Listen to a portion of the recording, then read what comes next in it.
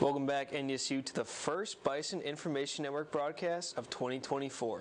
My name is Logan Ganderberg, and I'll be taking you all through the latest in both campus and local news, including a DUI freakout and a bank employee stealing thousands from their own clients. Stay tuned.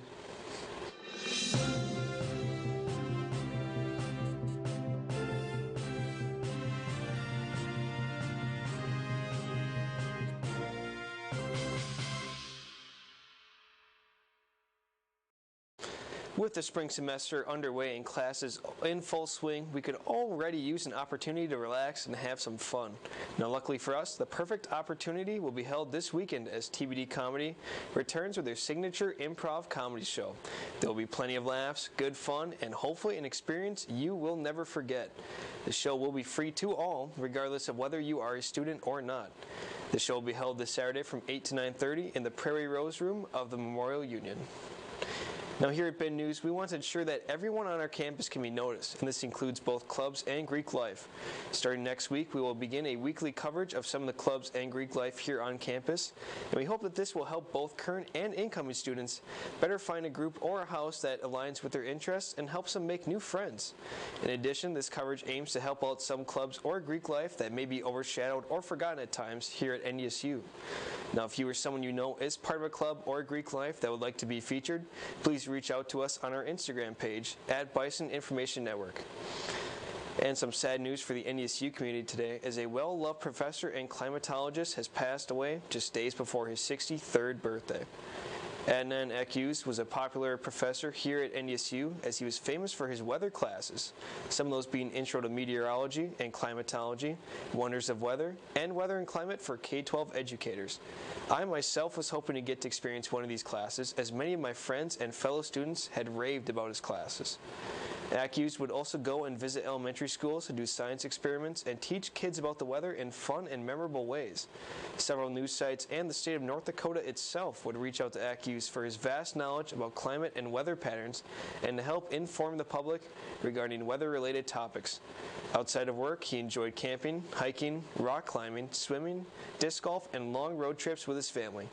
Gifts in his memory may be directed to the NDSU Foundation for the Akyüz Family Memorial Fund for students under cancer treatment. Switching over to local news, a North Dakota lawmaker is in hot water after a body cam footage of a DUI stop was posted online. Nico Rios, a Williston state representative, was arrested on a drunk driving charge on December 15th.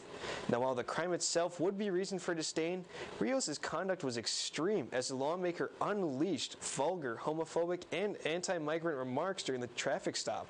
Some of these remarks include Rios cursing an officer, questioning his accent, and telling officers they would regret picking on me because you don't know who I am.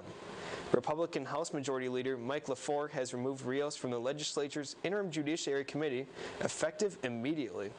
Ironically, that's the same committee that handles topics involving law enforcement and the legal system for future and potential legislation. LaFleur stated that he believed it would be unfair for law enforcement officers to testify in front of a committee that Rios is a member of. LaFleur and other Republican officials have called on Rios to resign after the traffic stop, and Rios has said that he is seriously mulling all aspects of his future and plans to seek help for issues with alcoholism. However, at this time, he has not made any immediate plans to resign, but he has taken responsibility for his actions and apologized to those he has hurt. If he were to resign, it would be unclear who would take his position as he ran unopposed in 2022 before winning a 4-year term in the State House of Representatives. A generous donation will help the University of Jamestown support free tuition for future students. Bart Holliday, a Jamestown native, established a scholarship that will provide free tuition to incoming freshmen who qualify. The scholarship, which is available for the 2024 and 25 academic year, aims to support new students from high-need families. Director of Admissions Allison Leah said that UJ aims to impact as many as 50 future students with this scholarship. Holliday, who is the founder and chairman of the Dakota Foundation, has a lengthy history of supporting higher education initiatives. The scholarship is available for students from high-need families that are receiving a Pell Grant starting at $6,000, and interested students must complete the FAFSA to know if they meet these specifications. Students must also be first accepted into the University of Jamestown before they can be considered. More information can be found at information.uj.edu. And our final story tonight comes from Connecticut, where a bank employee has been arrested after stealing more than $100,000 from customers' accounts. 45-year-old Aaron Parsons was arrested after a Webster bank representative reported the alleged larceny to police. Police revealed that Parsons conducted about 39 unauthorized withdrawals from 5 accounts held by elderly clients. The bank was first tipped off when it noticed increased cash withdrawals from an elderly client's savings account. The banking center manager noticed that the handwriting on the tickets resembled Parsons and not the client's, along with security camera footage showing all transactions were completed when the client was not present at the bank. This larceny scheme has stretched over months, with the withdrawals being funded primarily by ATM and over-the-counter cash deposits. When asked, Parsons said that he felt regret about taking the money and intended to replace it, telling investigators he had replaced a portion of the funds taken on one occasion. All 5 clients were contacted by bank representatives and have been reimbursed for the unauthorized withdrawals. Parsons was arrested on January 5th and charged with first-degree larceny. He was held on a $160,000 cash bond pending his arraignment. But one thing is for certain, if Parsons does open his own bank, I don't think I will ever open an account there. Well, that is all we have for news this week. After the break, Vinny will have all the latest in Bison Sports, along with a recap of some national sports news as well. Don't go anywhere.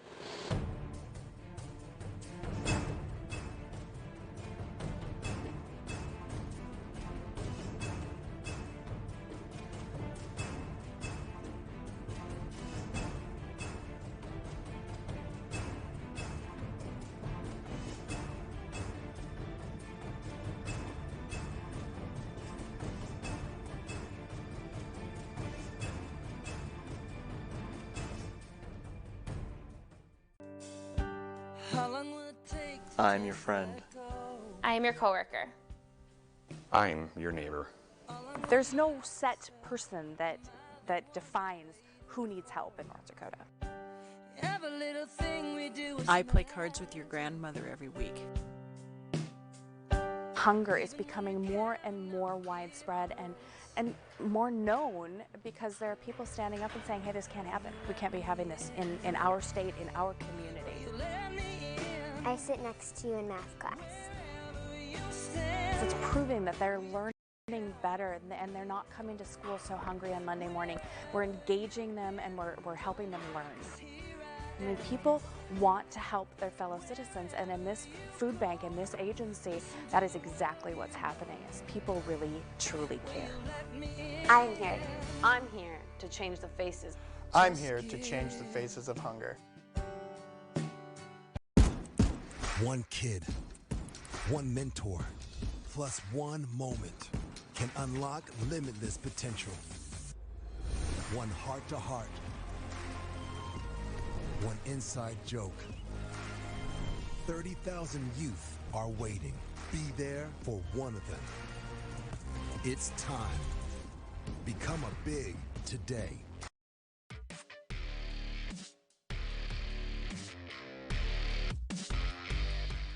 Welcome back. As we get you caught up with Bison Sports, we will cover something else in this segment too. To start, we will look back to the first week of winter break as we go to Montana for Bison football. It was a semifinal game. NDSU travels to Montana, faced the number 2 seeded team, Montana. NDSU looked to ride the high after storming through the Coyotes to get here. A trip to Frisco was on the line. Starting off, the Bison received the ball and started the game with a field goal, going up 3-0. That was all the action in the first quarter. As Montana had the ball going into the second quarter, they drove down the field on an 8-minute drive, capping it off with a touchdown. Unfortunately, the Grizz were not done scoring, as with 2 minutes and 55 seconds left, they made a field goal, adding another 3 points.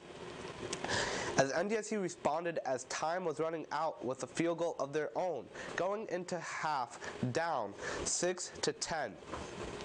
Coming out of the locker room, both teams were fired up, although it led to the same result as the first quarter, resulting in a field goal for the Bison, still being down 9-10 going into the fourth.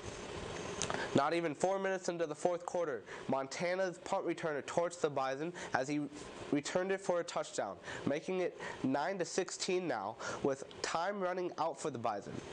They were on the 9-yard line to force overtime. Let's take a look on what happens. Miller in zone, got his man, Eli Green. As you just saw, NDSU ties the game 16-16. History repeats itself as NDSU went to overtime with another Montana team. NDSU started with the ball in overtime and put up a touchdown, making the PAT. But unlike the Montana State game, Montana drove down the field and got a touchdown and also made their PAT. Montana got the ball back and put up another touchdown and got their 2-point conversion. The Bison scored a touchdown, but failed to convert, with the final of 29-31. NDSU's season came to an end. With that being said, there was some coaching changes during the week and after the game, as Matt Entz announced that he will be taking a job at USC. Tim Pelazic has been announced the new head coach, with Tyler Roll becoming the associate head coach. And looking on the defensive side, Grant Olson was announced the defensive coordinator. Alongside him, Nick Gazer as the co-defensive coordinator. Talking about coaches, let's check up on head coach David Richmond and how NDSU men's basketball performed over break. Over the break, NDSU played 5 teams, 3 on the road, 2 at home. Starting off, they faced Illinois State. In the first half, it was all Bison. They were on a hot streak, putting up basket after basket. Going into the locker room, they were up 35-28. The Bison could not keep up with the Redbirds, though, in the second half, as they would end up losing the game 65-75. From there, they would end up traveling to Southern Illinois. The Bison could not get to a fast start, being down 42-31 going into halftime, and could not seem to get back in the game. They would lose this one to 63-76. The Bison came back home hoping to bring some energy as they hosted South Dakota. Things did not go the way the Bison hoped. They lost again, 66-75. The Bison could not pick things up in the next 2 games as well, losing to Montana 86-96 and losing to Eastern Washington 83-91. Looking at the lead player of the past 5 games was Javius Miller. Miller had a good 5-game stretch as he was 25-44 on his field goal shots. He scored 66 points and 9 for 17 from the 3-point line. The Bison hope to end their losing streak as they head to Kansas, where they will face Kansas City tonight at 7 p.m. and can be watched on ESPN Plus or listened to on 107 The Fox. Another team that was facing Kansas City tonight is the women's basketball team. But before we get into that, let's talk about their performance over break. They started with Central Michigan and beat them 67-57 at home, and then stole a victory from the Coyotes, beating them 84-69. After they traveled to Montana State and lost 45-65. Finally, they competed against Northern Arizona. They were all tied up 21-21 after the first quarter. The second quarter, the Bison and Northern Arizona went basket for basket. Going into the locker room, the Bison were only up by 1. NDSU came out hot as they scored 38 points in the third and kept the foot on the gas as they put up a total of 61 points in the second half, destroying Northern Arizona with a total 99-73 final. The best player on the team over break was Heaven Hamling, as she put up a total of 58 points and played a total of 123 minutes. The Bison are hosting Kansas City tonight at the Shack. The game can be watched on ESPN Plus and can be listened to on Bison 1660. Introducing our new segment, Football Talk. If you want to see more, head over to Bison Overtime with Logan and I as we discuss these topics more in depth. As it's NFL, it's playoff season. The NFL has great games this weekend. If your team didn't make it, pick a team to cheer for. Just for example, Kansas City and the Dolphins, Tyreek Hill goes back to Arrowhead, having a -1 degree weather game. We have Matthew Stafford going back to Detroit, and we would also have Deshaun Watson going back to the Texans. So stay tuned, as on Sunday there's going to be a lot of great games. Speaking of great games and coaches, there's going to be some coaches that won't be back on their teams next season. For example, Mike Vrabel, Pete Carroll, Ron Rivera, Arthur Smith, and Bill Belichick will not be back with their teams. Looking at championships though, Michigan won the FBS championship as they beat Washington 34-13. NDSU became back-to-back FCS champions as they beat Montana 23-3. It looked like Montana didn't come prepared. Montana and I do share one thing in common, and that's not being prepared, as I did not come prepared for this cold weather we're having. Let's get the details on this awful cold stretch with Henry, who has our weather for this week. Henry, what can we expect to... Can we expect it to warm up soon, or is it going to be like this a whole winter? Thanks, Vinny. It is going to probably be a few more months of this insanely cold weather. Right now the temperature is 0 and it feels like -10. It's probably because of those northwestern winds coming in at 12 miles an hour with humidity of 66%. It looks like a break was just preparing us for this. Going to our hour by hour, it's going to get colder throughout the night. As of 7 o'clock, it's going to be around 1 p.m. Get around 11 o'clock, it's going to be around -2. Culminating at 3 a.m., it's going to be overcast with -5 degrees. Thankfully, it should warm up by 1 degree with -4 at 6 a.m. Our skycast, we didn't really have a lot of light today. We had a total of 8 hours and 49 minutes of total daylight. Sunrise was at 8:10 and sunset was a little around 5. Moving to our moon, we had a waxing crescent tonight. We had a new moon on January 11th, and January 7th we're expecting our first quarter. Today's almanac. Today's temps, we had a high of 10 and a low of -3. This is probably one of the warmer weather days. One of the warmer weather days we're expecting in the nearest future. Average temps on this day are a high of 18 and a low of 0, and record temps on this day in the past were a high of 46 in 1987 and a low of 44 in 1888. You know, we're in the middle of winter when the high of a record high is 46 degrees. National temperatures, as you can see here in this part of the country where we are, it is very cold. -3, -10 in northern Minnesota, all the way to -19 in the most northern part of Montana. No wonder they didn't play good football. Going to this, we have a kind of a cold front moving in down here. As you can see, in anything south, the cold front is getting pretty warm temperatures. In Texas, we're even seeing temperatures of 69 over here. In Louisiana, 70, 70, 75, 76, all the way down here in the most southern part of the country. Going to our rain and snow forecast, we're not expecting much other than like an inch of snow, a little less than, up here in Fargo, with most of the snow hitting that kind of the Great Lakes region, like Michigan, Chicago, Illinois, all that stuff. In other words, well, yeah, just a lot of snow in that region of the country. Expecting up to 12 inches of snow in coming days. As for rain, it's just going to be raining kind of in this area of the country.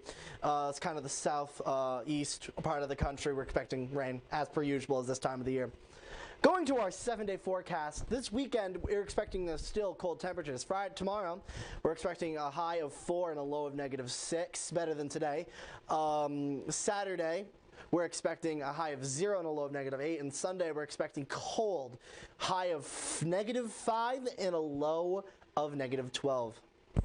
Going to the rest of our forecast, Martin Luther King Jr. Day, where we have school off.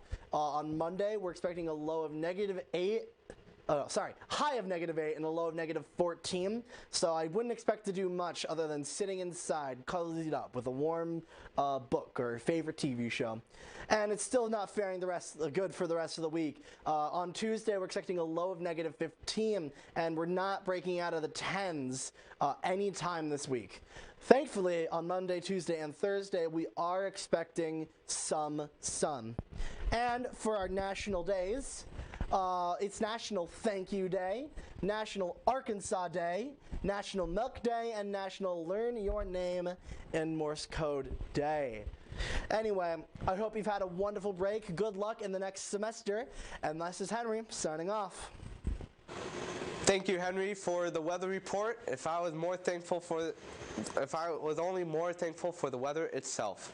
That's all we have for tonight here on the Bison Information Network. I'm Vinny Anderson, signing off for everyone here in the studio, wishing you all good luck this spring semester.